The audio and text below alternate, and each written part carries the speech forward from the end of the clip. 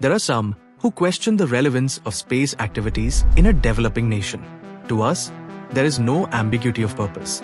We do not have the fantasy of competing with economically advanced nations in the exploration of the moon or the planets or manned space flight. But we are convinced that if we are to play a meaningful role nationally and in the community of nations, we must be second to none in the application of advanced technologies to the real problems of man and society.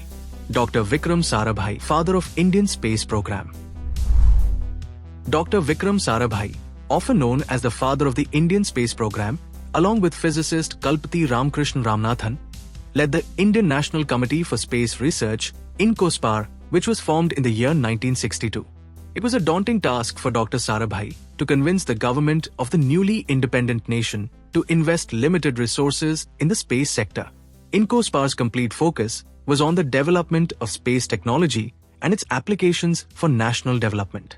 Just a year later, 1963, India made a place in space exploration with the launch of the first sounding rocket from the fishing village of Thumba, Kerala, now known as the Vikram Sarabhai Space Centre. The rocket was intended for upper atmospheric studies. The task was not easy as INCOSPAR had to request for the acquisition of land from a local church and resettle the villagers before the mission could be launched. Now, here is the legendary space story. All the components of the rocket were transported on bicycles. The launch made it into the history books and was witnessed by the greats like Dr. Homi Bhabha. The obvious forward step to INCOSPAR was the formation of Indian Space Research Organisation, or famously known as ISRO, in the year 1969, headed by Dr. Sarabhai. India greatly benefited from the collaboration with the Soviet Union, which provided key training to Indian scientists in satellite communications and mission operations during the 1960s and 1970s. The Soviets assisted India ISRO with the launch of Aryabhata in 1975, India's first satellite, using a Soviet Cosmos 3M rocket.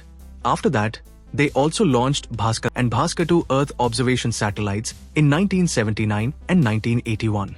This did not end there, as the Soviets even helped India in setting up tracking and telemetry stations. In 1984, history was made as Rakesh Sharma became the first Indian in space on board a Soviet Soyuz spacecraft. From satellites, India wanted to switch to launch vehicles, leading to the SLV or Satellite Launch Vehicle Program. Satellite Launch Vehicle Program. The SLV program witnessed its first success in the year 1980 with the launch of SLV-3, which successfully placed the Rohini satellite into orbit. Dr. APJ Abdul Kalam, the key figure of the program, famously said after the success, "Dream is not that which you see while sleeping, it is something that does not let you sleep."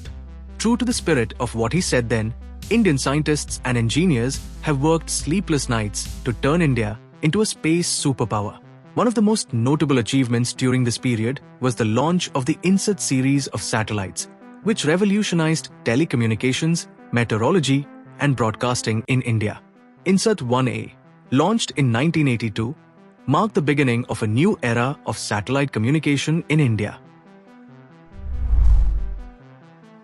The year 1992 saw the first successful ASLV launch, placing the SROSI satellite into orbit. A major milestone was achieved in the early 1990s when the PSLV, Polar Satellite Launch Vehicle, took to the skies, being successfully launched first in 1994 and then accomplishing 50 continuous missions. Soviet guidance was crucial for its development. The late 1990s and early 2000s marked rapid strides in the Indian space journey. In 2001, India launched the GSLV, Geosynchronous Satellite Launch Vehicle, with a Russian cryogenic engine, placing GSAT-2 into an elliptical orbit. During this period, India also made significant advancements in remote sensing with the launch of the IRS Indian Remote Sensing series, providing crucial data for resource management, urban planning, and disaster management. ISRO, India's space agency, adopted its first official logo in 2002. The design features an orange arrow pointing upwards, flanked by blue satellite panels, with ISRO written in both Devanagari script and English. In the year 2009, India achieved a rare milestone with the launch of the Chandrayaan-1 mission, an orbiter to the moon that detected water ice on the moon's surface. Then came the crucial year 2013 when the Mars orbital mission MOM, famously known as Mangalyaan, was launched to reach the orbit of Mars in the year 2014 at a minimal budget of just $74 million. It was one of the most economical interplanetary missions ever, gaining global recognition. NASA's former administrator, Charles Bolden, praised the mission, stating, "Mangalyaan's success was a triumph for low-cost space exploration and demonstrated India's growing capabilities in space technology."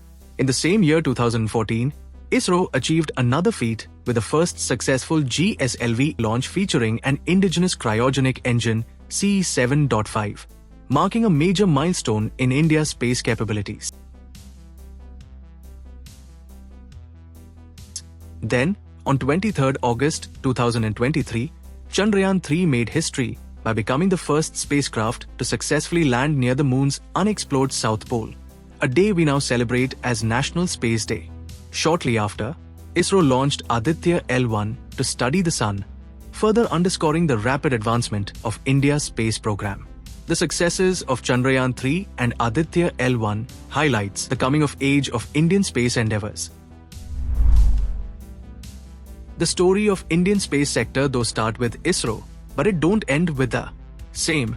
In 2019, under the leadership of Prime Minister Modi, the Government of India eased the regulations governing the space sector and paved way for involving private players in the sector.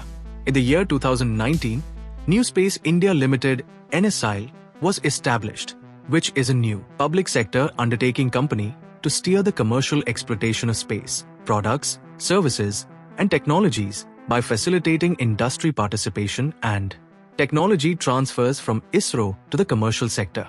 The NSIL acts as a bridge between the ISRO and the private firms by facilitating the technology transfers and hand-holding the newly formed firms. This doesn't stop there. In the year 2020, the Indian National Space Promotion and Authorization Center in Space was formed as a single-window nodal agency to boost the commercialization of Indian space activities.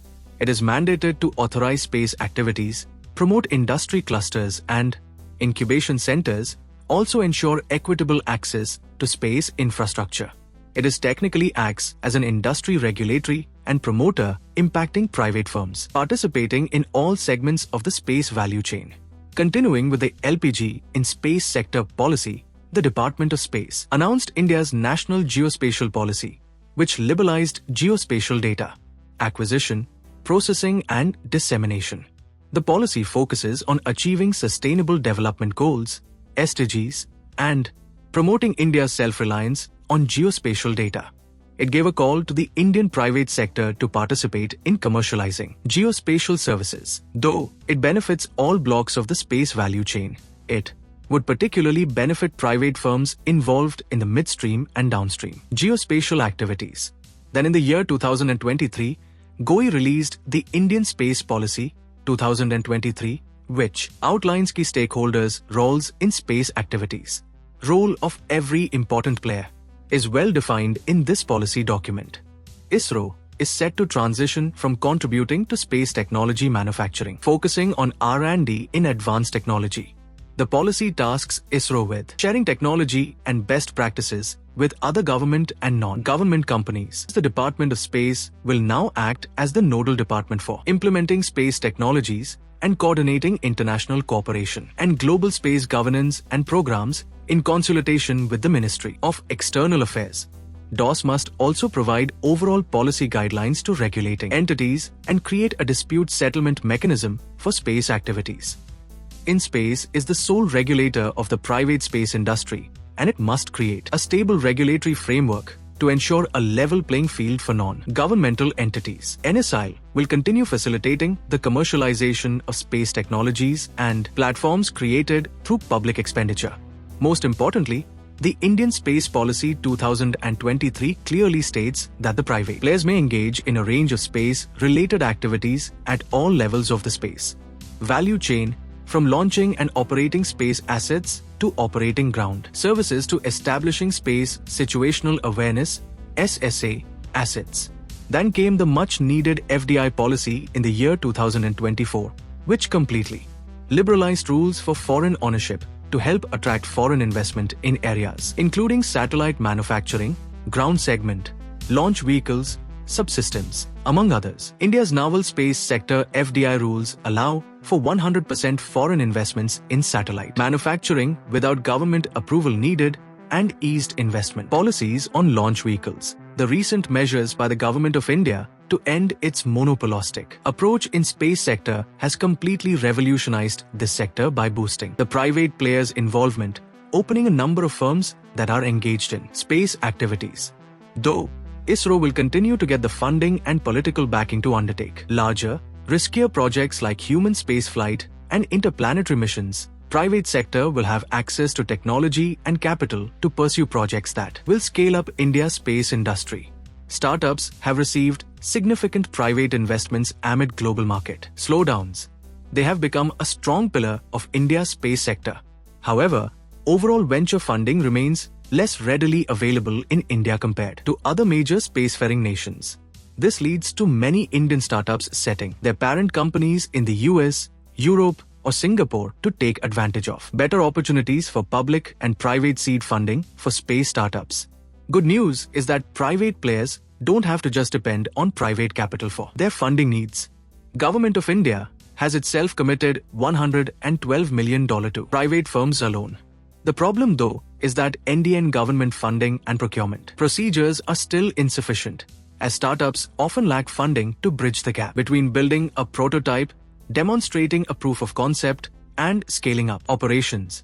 The startups often argue that venture capitalists are less eager to give money to them if the government procurement contracts are not certain, creating a vicious cycle of limited long-term funding sources for startups. Government has to ease the procurement contract bid requirements for startups to stimulate growth in India's private space sector. ISRO and DRDO are primary target customers for Indian space startups, but their contract terms have strict requirements that favor larger, more established firms. Just for reference, the current procurement policies of the government states that firms must have over 500 employees with demonstration of a prior track record and profitability, also provide security deposits and performance bank guarantees. These policies make it virtually impossible for startups to compete for government contract bids. This results in Indian space sector risking long-term brain drain, as many Indian space startups that have struggled to find a domestic market are already opting to find customers abroad.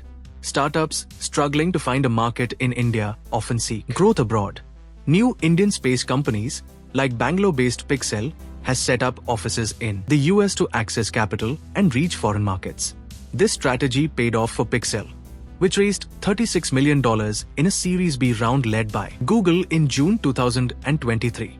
Pixel is also one of 6 commercial providers that signed agreements with the United States National Reconnaissance Office (NRO) in March under the agency's Strategic Commercial Enhancements Program for Hyperspectral Imagery. This opportunity gap between, say, Indian and US space markets impedes the Indian space sector reaching its true potential. On the onset, Indian space program sector looks for a great future as some ambitious projects are to be unfolded, first of them, of course, being the Gaganyaan mission, or the first Indian human spaceflight program, which aims to send Indian astronauts into space. Uncrewed mission is planned for 2025 with crewed mission in late 2026 or early 2027. 4 astronauts selected for the mission are undergoing rigorous training. Second big plan is for Indian Space Station, as India plans its own space station by the year 2035, which will greatly enhance India's capabilities in space research and technology. It will help for long-duration missions and experiments in microgravity, along with helping in international collaborations in space exploration. Third big plan is to have an Indian on Moon by the year 2040, which will be a big boost to India's self-reliance in space and technology, and will establish India as a space superpower. Just before India celebrates its centenary of independence, ISRO wants to expand international collaborations by collaborating with other space agencies for joint missions, sharing technology and expertise with countries that are interested in space exploration, along with participation in international space research initiatives. The future of India's space program looks promising, with ambitious projects that aim to enhance its position in global space exploration. Indian space program has greatly benefited the citizens of India and for that matter world as well. Boosting national security and disaster management. National security apparatus of India has been significantly enhanced along with disaster management by India's space program, as satellite technology play a crucial role in monitoring borders and managing disasters. For example, satellites help in tracking natural disasters like floods and earthquakes, allowing for timely responses. This results in saving lives and reducing economic losses. Better communication and navigation technologies. Satellites have greatly improved communication across the country, giving better connectivity in remote areas, enabling access to education and healthcare. Navigation systems developed through space technology have made transportation more efficient, benefiting both individuals and businesses, inspiring millions to join the scientific research community. Space exploration has sparked interest in science and technology among the youth. Programs like ISRO's outreach initiatives encourage students to pursue careers in STEM, science, technology, engineering, and mathematics. This focus on education is vital for fostering innovation and ensuring a skilled workforce for the future. The incredible rise of India in space sector is not just about technology, it is more about empowering the nation and its people. This sector has had a profound impact on its economy and society. By becoming Atmanirbhar in this area, India has saved millions and billions of dollars, which otherwise would have been passed on to foreign countries to get the same technology. Space exploration has a big effect on India's economy and society. It creates jobs, boosts technology, and inspires young people to dream big.